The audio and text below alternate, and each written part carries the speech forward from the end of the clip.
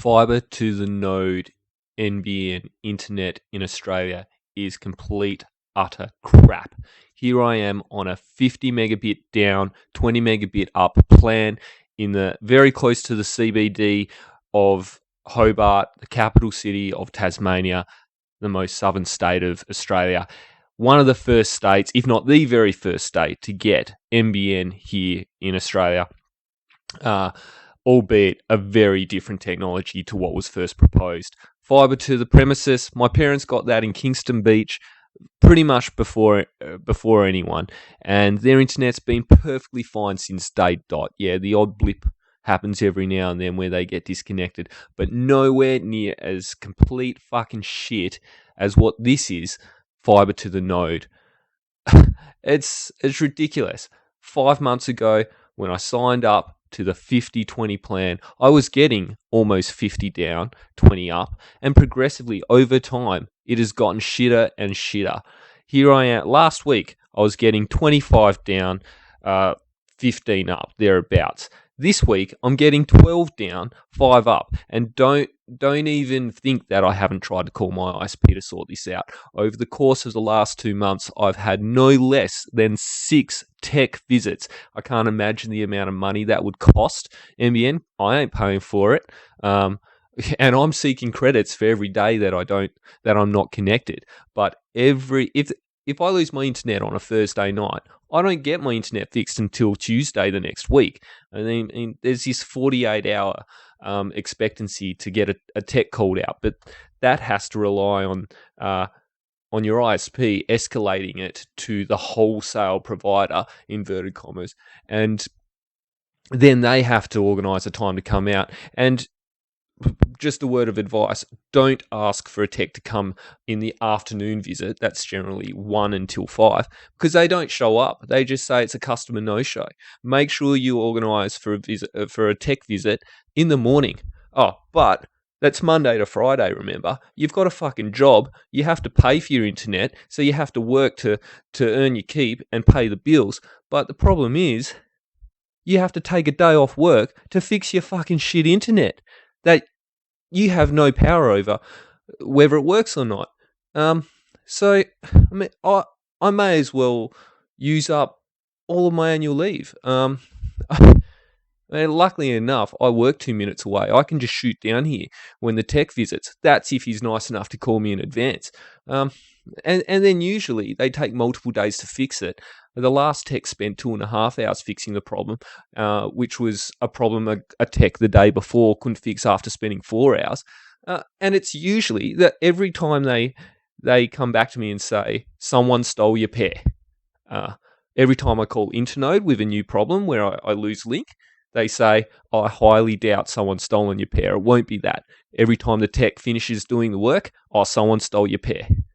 I don't know if it was because I was the very first person in my area to actually sign up to fibre to the node. I actually registered on NBN Co's shitty website where you can register every single address you like to be notified when it's ready to be connected to the internet. Yeah, it's a joke. Let me see. I'll actually show you full address.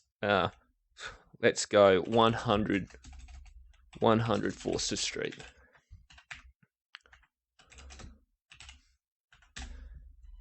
Check home. I bet this person hasn't signed up to the NBN because they don't even know what it is. Planned. It's planned. 100 Forster. Yeah, wow. That's actually quite close to where I live, and it's still planned for a build.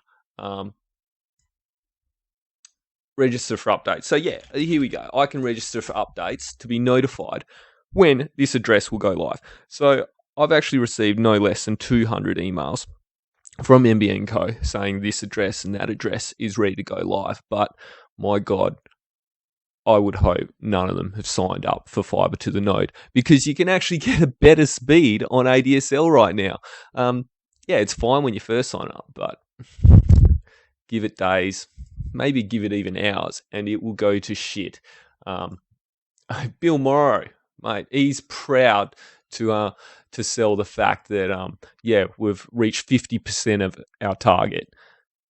But the thing is, you can't double the numbers of premises ready for service, but provide them with 10% of what you proposed in speeds. It's ridiculous. Like, this is a whole fucking joke, you know.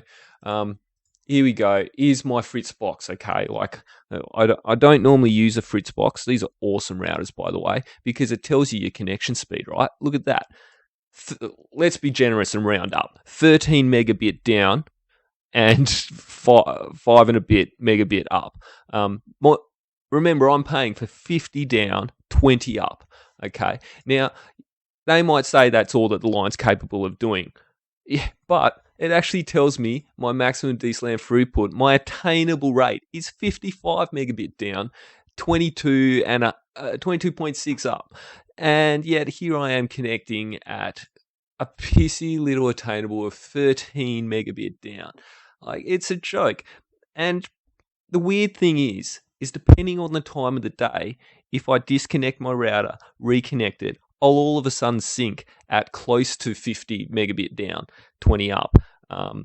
But give it 1 hour, my modem, router, gateway, whatever you like to call them these days, will cycle. It'll lose its connection, reconnect back at either 25 or a little bit below, or 12 or a bit below, or 13. Yeah, like, it's just bullshit. Something is going on, and no one wants to admit that it's their fault.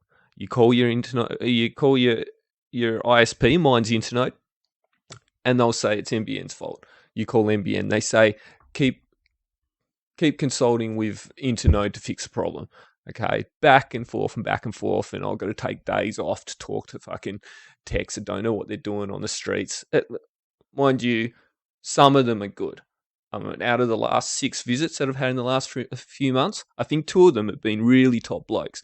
I mean, they're all nice. I'm nice to all of them. Fuck, I offer them a beer when they're finished. Everything I can do to make sure the job is done right. I provide a power lead out the front of my door because they often take more than the time they've been allocated to fix the job, and their tools go flat. Their network testers go flat. I offer them to use my network tester. Oh, by the way, every time my line gets cut, I put my network tester on there. It tells me exactly where my pair was cut, and it's always up the street at 283 meters away. Not at my end. They think it's my end.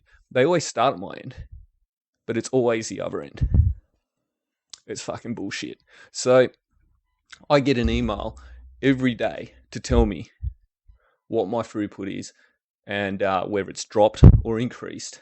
And all it's ever doing is going further down and down and down.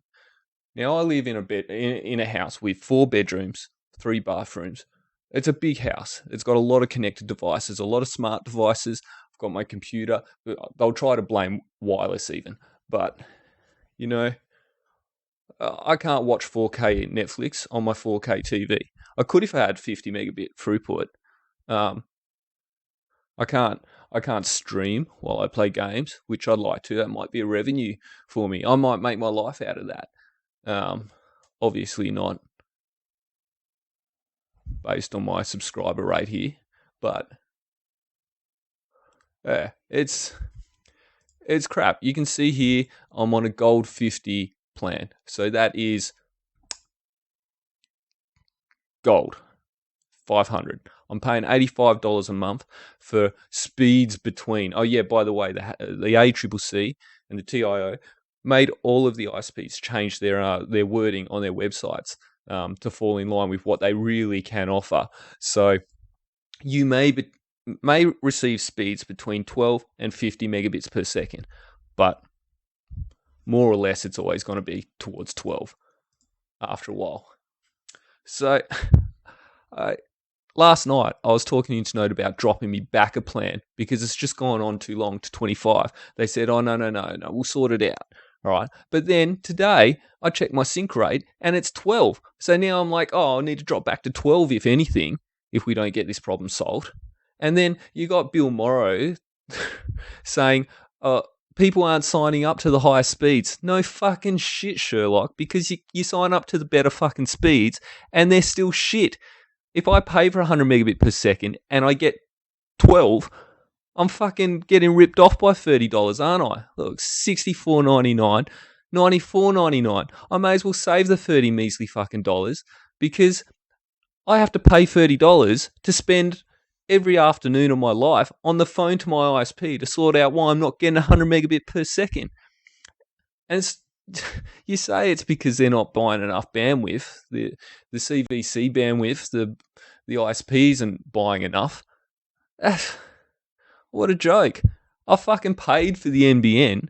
I actually paid for fibre to the premises through my taxes. Here I'm getting fibre to the node, a technology that the UK first rolled out and realised it was a mistake, and they're already rolling fibre to the premises out over the top of it.